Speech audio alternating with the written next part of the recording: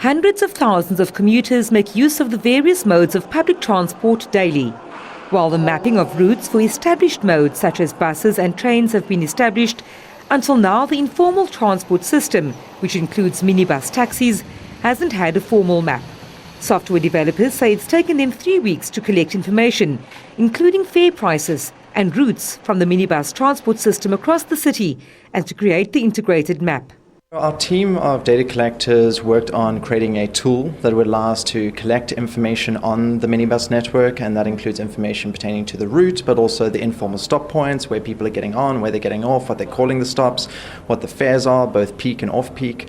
And utilizing those tools, as well as a number of other internal pieces of software, we were able to clean that information and record it and essentially capture what was, I believe, about 650 minibus routes covering over 8,000 kilometers for the city, and then putting that information side by side with the rest of the formal network, so essentially unifying the transport network across the city.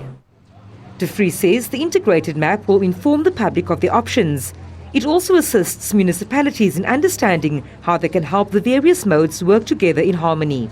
It's an amazing opportunity for us to understand how people are moving and what routes they're using.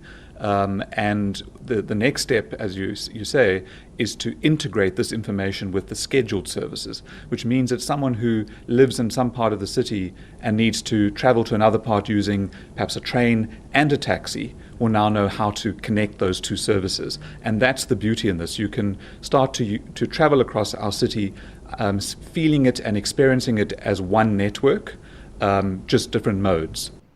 The software company intends to fully map 20 African cities by 2018 and all major metros in South Africa by the end of this year. Vanessa Puna, SABC News, Cape Town.